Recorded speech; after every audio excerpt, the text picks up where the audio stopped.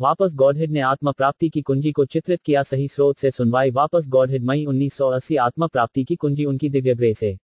अलौकिक ज्ञान का मूल स्रोत स्वयं भगवान कृष्ण हैं, जिन्होंने लगभग 120 मिलियन साल पहले इसे सूर्य देवता विवाष्ण को प्रदान किया था। विवाष्ण ने इसके बाद अपने बेटे मनु को दिया, जिसने इसे अपने बेटे इक्ष्वाकु को दिया। सततम कीर्तयन्तो मम यतन्तस्सीए द्रुतव्रताः नामसान्तस्सीए मम भक्ति नित्या युक्ता अपसेट। हमेशा मेरी महिमा का जाप करते हुए, महान दृढ़ संकल्प के साथ प्रयास करते हुए, मेरे सामने झुकते हुए, महान आत्माओं ने मेरी भक्ति के साथ हमेशा पूजा की। भगवद गीता 9.14। भगवान कृष्ण महात्मा या महान आत्माओं का वर्णन कर रहे हैं, जो कीर्तना की प्रक्रिया से सर्वोच्च भगवान की पूजा करते हैं। कीर्तना का अर्थ है जप या अधिक विशेष रूप से वर्णन। आप संगीत के साथ वर्णन कर सकते हैं, आप लिखित में वर्णन कर सकते हैं, आप भाषणों में वर्णन कर सकते हैं। किसी भी प्रकार का वर्णन जिसे कीर्तना कहा जाता है। प्रभु के लिए भक्ति सेवा कीर्तन और श्रीवन के साथ शुरू होती है। सुनवाई। जब तक आप नहीं सुनते, आप वर्णन नहीं कर सकते। आप क्या वर्णन करेंगे? यदि आप सर्वोच्च भगवान के बारे में कुछ नहीं जानते हैं, तो आप उसका वर्णन कैसे कर सकते हैं? इसलिए सुनना पहला आइटम है। सभी वैदिक साहित्य को श्रीता शास्त्र कहा जाता है। श्रुति का अर्थ है सुनवाई के माध्यम से प्राप्त करना। यदि आप सर्वोच्च आत्मा को जानना चाहते हैं, तो आपको खुद को भौतिक रूप से योग्य बनाने की आवश्यकता नहीं है। आप वही रह सकते हैं जो आप हैं, लेकिन आपको बस सुनना चाहिए। भगवान ने आपको सुनने की शक्ति दी है। यदि आप आधिकारिक स्रोतों से भगवान के बारे में सुनते हैं, तो आप परिपूर्ण हो जाएंगे बस सुनकर। इसलिए पहला सिद्धांत पता लगाना आवश्यक है। पूर्व में वेदों को उनके आध्यात्मिक गुरु के छात्रों द्वारा सुना गया था। उदाहरण के लिए भगवद गीता में आप पाएंगे कि अर्जुन कृष्ण से सुन रहे थे। युद्ध के मैदान में वह किसी भी वेदांत दर्शन का अध्ययन नहीं कर रहे थे, वह बस सुन रहा था। आप किसी भी स्थान पर सुन सकते हैं। युद्ध के मैदान पर भी आप आधिकारिक स्रोत से सुन सकते हैं। इसलिए यह हमेशा ज्ञान प्राप्त करने की प्रक्रिया रही है। सुनने का अर्थ है ज्ञान प्राप्त करना, विनिर्माण ज्ञान नहीं। कुछ व्यक्ति हैं जो सोचते हैं, ओह मैं उससे क्यों सुनूंगा, मैं सोच सकता हूं, मैं अनुमान लगा सकता हूं, मैं अपने दोस्तों के शकल में कुछ नया बना सकता हूं। यह बकवास है। यह वैदिक प्रक्रिया नहीं है। वैदिक प्रक्रिया सुन रही है। ज्ञान प्राप्त करने की दो प्रक्रियाएं हैं, आरोही प्रक्रिया और अवरोही प्रक्रिया।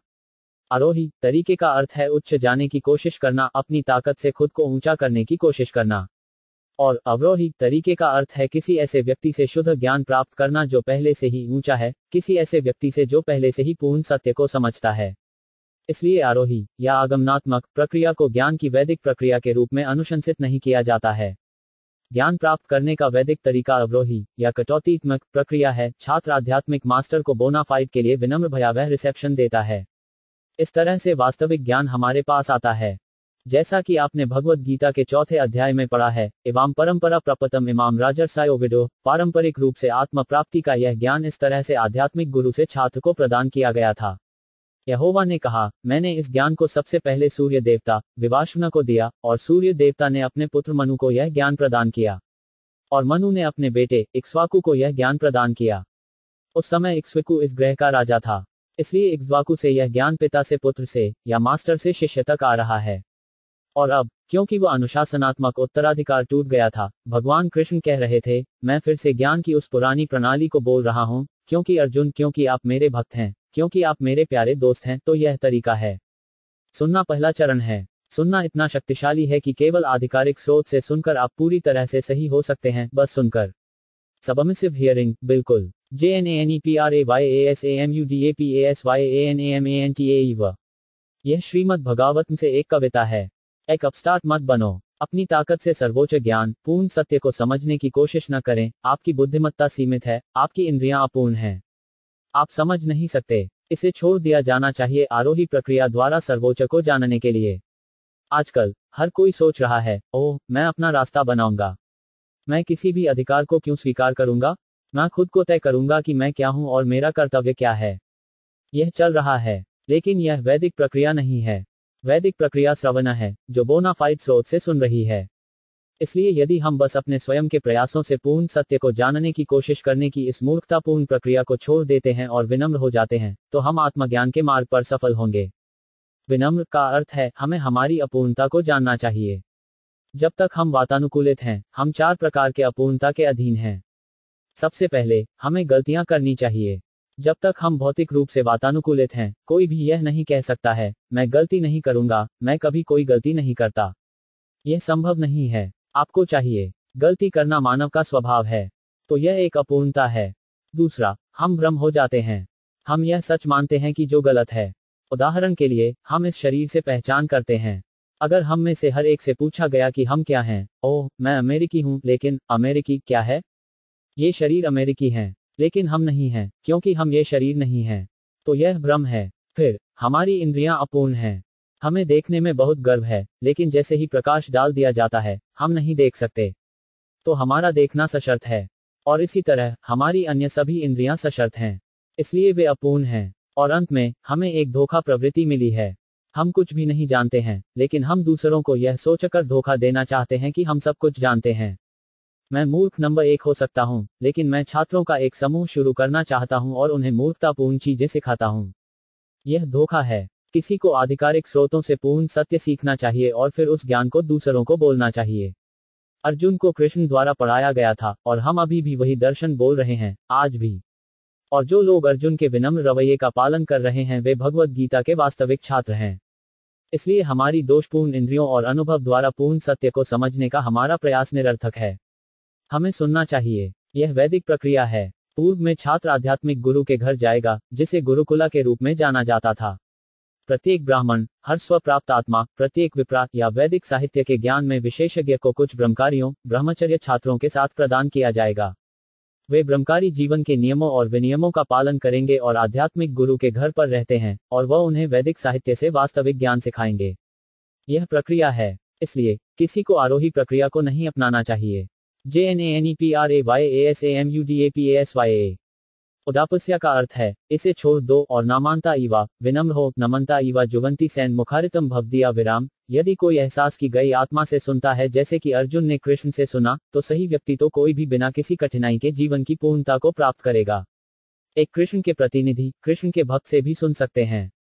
उदाहरण के लिए, अर्जुन को कृष्ण का प्रतिनिधि बनाया गया था। क्यों? कृष्ण ने कहा, भक्तों, क्योंकि आप मेरे भक्त हैं, लेकिन कोई भी अपने भक्त बनने के बिना कृष्ण या भगवान का प्रतिनिधि नहीं बन सकता है। जो सोचता है, मैं भगवान हूं, वह ईश्वर का प्रतिनिधि नहीं बन सकता। मान लीजिए कि आप एक व्यवसायी हैं और आप व्यवसाय हासिल करने के लिए अपने प्रतिनिधि को भेजते हैं। अब, यदि प्रतिनिधि ग्राहक को खुद को प्रस्तुत करता है, मैं मालिक हूं, मैं मालिक हूं, वह कब तक इस तरह से चल सकता है?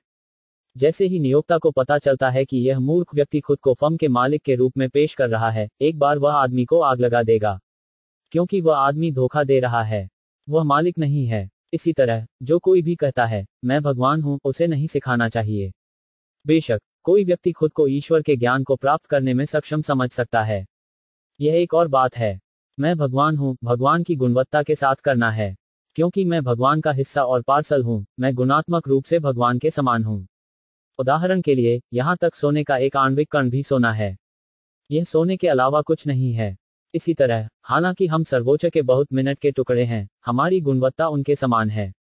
इसलिए अगर मैं खुद का अध्ययन करता हूं, तो मैं ईश्वर का अध्ययन भी कर सकता हूं, क्योंकि मैं ईश्वर की गुणवत्ता को समझ सकता हूं।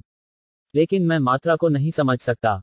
मान लीजिए कि आप चावल के कुछ अच्छे अनाज प्राप्त करते हैं। सबसे पहले आप स्टॉक में चावल की मात्रा से चिंतित नहीं हैं, लेकिन नमूने से आप चावल की गुणवत्ता को समझ सकते हैं और आप खरीद सकते हैं।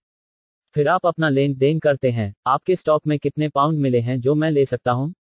तो मात्रा एक और बात है, लेकिन गुणवत्ता से आप अपना चयन कर सकते हैं कि आप किस प्रकार के चावल को खरीदेंगे। उसी तरह, आप गुणात्मक रूप से ईश्वर के साथ एक हैं, लेकिन मात्रात्मक रूप से आप अलग हैं। भगवान महान है और आप छोटे हैं। इसलिए आप दावा नहीं कर सकते, मैं भगवान हूं, क्योंकि यदि आप अपने आप को भगवान के रूप में विज्ञापन देते हैं, तो लोग आपसे पूछ सकते हैं, यदि आप भगवान हैं, तो मुझे अपनी सर्वशक्ति दिखाएं, और यह कि आप नहीं दिखा सकते। इसलिए आप दावा नहीं कर सकते, मैं भगवान हूं। जहां तक का संबंध है, उन्होंने साबित कर दिया कि वह भगवान है। कैसे? भगवद गीता में 11वें अध्याय में अर्जुन ने अनुरोध किया, हे कृष्ण, क्या आप मुझे अपना सार्वभौमिक रूप दिखाएंगे? इसलिए कृष्ण ने उसे दिखाया। यह दुनिया के लिए अर्जुन का स्थायी संदेश था। भविष्य में इतने सारे मूर्ख खुद को भगवान के रूप में दर्शाते हैं। इसलिए उनके द्वारा मूर्ख मत बनो। बस उनसे पूछें, मुझे अपना सार्वभौमिक रूप दिखाएं। यदि वे ऐसा कर सकते हैं, तो उन्हें भगवान के रूप में स्वीकार करें। लेकिन बहुत सस्ते में किसी भी मूर्ख को भगवान के रूप में स्वीकार नहीं करते हैं। उद्धरण चिन्ह। यह उच्चतम अपूर्णता है। कोई व्यक्ति भौतिक प्रकृति के कड़े नियमों के तहत है, अगर उसे केवल दांत दर्द मिलता है तो वह अभिभूत हो जाता है, फिर भी वह खुद को भगवान के रूप में विज्ञापन देता है। इस तरह की चीज को केवल एक समान रूप से मूर्ख प्रकृति के लोगों द्वारा स्वीकार किया जा सकता है। ईश्वर सर्वोच्च है, कोई और भगवान नहीं हो सकता है, और कोई भी ईश्वर के साथ समान नहीं हो सकता है। वैदिक साहित्य में परमेश्वर को असमोर्ध्व कहा जाता है। असमा का अर्थ है कोई भी उसके बराबर नहीं है, और उरो का अर्थ है कोई भी उससे अधिक नहीं है। कोई भी ईश्वर के बराबर नहीं हो सकता है, और कोई भी ईश्वर से अधिक नहीं हो सकता है। हर कोई भगवान से कम है, हालांकि महान हो सकता है। इस संबंध में एक अच्छी कविता है, शिव विरिंसी नुतम। शिव का अर्थ है भगवान शिव, और वीरसी का अर्थ है भगवान ब्रह्मा। उन्हें इस भौतिक दुनिया में सबसे ऊपर के रूप में माना जाता है, लेकिन वे विष्णु या भगवान को अपने सम्मानजनक आज्ञाकारिता भी प्रदान करते हैं। इसलिए कोई भी ईश्वर के बराबर नहीं हो सकता। इसलिए भगवान बनने की कोशिश करने के बजाय, या हमारे छोटे ज्ञान और अपूर्ण इंद्रियों द्वारा व्यक्तिगत रूप से भगवान को समझने की कोशिश करने के बजाय, हम विनम्र बनने के लिए बेहतर करेंगे। जनने प्रयासम उदापास्य, बस इस मूर्खतापूर्ण आदत को छोड़ दो, मैं अटकलों से भगवान को जान सकता हूँ। बस विनम्र बने और बोनफाइड अधिकारियों से सुनने की कोशिश करें। अधिकार कौन है? कृष्णा गॉड या उनके प्रतिनिधि प्रभु यीशु मसीह की तरह। मसीह भगवान का प्रतिनिधि है, इसलिए वह एक अधिकार है। और इसी तरह किसी भी अन्य अधिकृत अवतार के साथ, वह अवतार कभी नहीं कहेगा मैं भगवान हूं, बल्कि मैं भगवान का सेवक हूं। भगवान का प्रतिनिधित्व करने के लिए यह उनकी साख है। वह कभी नहीं कहेंगे मैं भगवान हूं, वह कहेंगे मैं भगवान का सेवक हूं, या मैं भगवान का पुत्र हूं, या मैं भगवान का भक्त हूं। वह एक वास्तविक प्रतिनिधि है, इसलिए हमें उनसे विनम्रतापूर्वक सुनना होगा। स्टेन स्टेटा। स्थानीय स्थिति का अर्थ है अपने आप को एक की स्थिति में रखना। उदाहरण के लिए, आप भगवत गीता सुन रहे हैं। आप में से कुछ चिकित्सा पुरुष हैं, आप में से कुछ इंजीनियर हैं, आप में से कुछ व्यवसायी हैं, आप में से कुछ क्लर्क हैं। इससे कोई फर्क नहीं पड़ता। आप अपनी व्यावसायिक स्थिति में रह सकते हैं। आप एक अमेरिकी बने हुए हैं, आप एक ईसाई बने हुए हैं, कोई फर्क नहीं पड़ता कि। लेकिन भगवत गीता को सुनने में कोई नुकसान नहीं है, कोई हर्ज नहीं। आपको ज्ञान मिलेगा, आपको ज्ञान मिलेगा।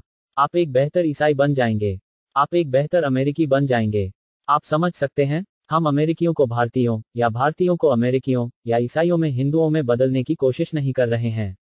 यह हमारा मिशन नहीं है। हम सिर्फ कृष्ण, ईश्वर के विज्ञान, कृष्ण चेतना के विज्ञान को पढ़ा रहे हैं। इसलिए हर कोई इस विज्ञान को सीख सकता है। उदाहरण के लिए, जब आप कॉलेज जाते हैं तो इस बात का कोई सवाल नहीं है कि कोई व्यक्ति अमेरिकी है या भारतीय या अफ्रीकी। स्कूल या कॉलेज या विश्वविद्यालय में सभी को वैज्ञानिक ज्ञान प्राप्त करने की अनुमति है। तो यह कृष्ण चेतना, ईश्वर का विज्ञान है। हर कोई भाग ले सकता है। स्थानीय स्थिति परिवर्तन की कोई आवश्यकता नहीं है। श्रीति गतम तनुवान मनोभिर, बस अपने शरीर के साथ, अपने दिमाग के साथ और अपनी बुद्धि के साथ ज्ञान को आत्मसात करने का प्रयास करें। यदि आप ऐसा करते हैं तो परिणाम प्रयासो जे जीटा जीटो पी एसिटाइज ट्राइलोक्यम होगा। आप अपरिवर्तनीय प्रभु को जीत लेंगे। भगवान के लिए एक और नाम अजिता है। अजिता का अर्थ है असंबद्ध, क्योंकि आखिरकार हर कोई भगवान से कम है। उसे कौन जीत लेगा? भगवान की बात क्या है, हम भी ईश्वर की ऊर्जा को जीत नहीं सकते। हम सभी अपने वर्तमान वातानुकूलित जीवन में ईश्वर की भौतिक ऊर्जा के प्रभाव में हैं। हम ऊर्जा को भी जीत नहीं सकते, तो हम भगवान को कैसे जीत सकते हैं? यह संभव नहीं है। इसलिए भगवान का एक और नाम अजिता है, या जो असंबद्ध है, लेकिन वह अपरिवर्तनीय व्यक्ति कभी कभी विजय हो जाता है। कैसे? भगवान के बारे में विनम्रतापूर्वक सुनने और ज्ञान को अच्छी तरह से आत्मसात करने की कोशिश करके। बस इतना ही। परमेश्वर न तो ईसाई है, और न ही हिंदू, और न ही मुस्लिम, और न ही कुछ और। ईश्वर ईश्वर है। यदि आप भगवत गीता को विनम्रतापूर्वक सुनते हैं और इसे अपने शरीर, मन और बुद्धिमत्ता के साथ लागू करने का प्रयास करते हैं, तो आप भगवान को इतनी अच्छी तरह से समझेंगे कि यद्यपि ईश्वर अपरिवर्तनीय है, आप उसे जीत लेंगे। आप उसे जीत लेंगे इस सरल प्रक्रिया से। यही कारण है कि श्रावण गायन इतना महत्वपूर्ण है, और क्यों भक्ति सेवा में पहला कदम सुन रहा है। फिर आप जो भी सीखते हैं, यदि आप इसका वर्णन करते हैं, तो यह आपको ज्ञान के इस मार्ग पर खुद को ऊंचा करने में मदद करेगा। आज हमने यहाँ जो भी चर्चा की है, यदि आपने इसे उचित चेतना में सुना है, और यदि आप इसे अपने दोस्तों और अपने परिवार के सदस्यों के बीच दोहराने की कोशिश करते हैं, तो आप इस ज्ञान में स्थापित होंगे। इसे काष्ठान कहा जाता है। वर्णन करते हुए श्रीवनम कीर्तनमा, सुनना और वर्णन करना। हर दिन और रात हम कुछ सुन रहे हैं। टेलीविजन है, रेडियो है, समाचार पत्र हैं। इसके बारे में सुनने के लिए बहुत सारी बातें हैं, लेकिन यह वह सुनवाई नहीं है जो हमें आत्मा वास्तविक बनने में मदद करेगी। श्रीवनम कीर्तनम विष्णु। आपको विष्णु कृष्ण के बारे में सुनने और जप करने के लिए अपना समय समर्पित करना चाहिए। कृष्ण कर्तनम कीर्तनादिवा कृष्णास्य मुक्ता सांगा परम व्राजैत। यदि आप बस ऐसा करते हैं, पाठ और कृष्ण के बारे में जप, तो आप इस सामग्री के उलझाव से मुक्त हो जाएंगे और आप सर्वोच्च स्थान परमेश्वर के राज्य तक ऊंचा हो जाएंगे। सुनवाई और जप यह इस युग में सुझाया गया उपाय है। आप सफलतापूर्वक कुछ और अभ्यास नहीं कर सकते। आप बलिदान का अभ्यास नहीं कर सकते। आप अटकलों का अभ्यास नहीं कर सकते। आप रहस्यवादी योग का अभ्यास नहीं कर सकते। कुछ भी तो नहीं। आप बस इसका अभ्यास कर सकते हैं। विनम्र रूप से आधिकारिक स्रोतों से कृष्ण के विज्ञान को सुने, इसे आत्मसात करने का प्रयास करें और परफेक्ट हो जाते हैं।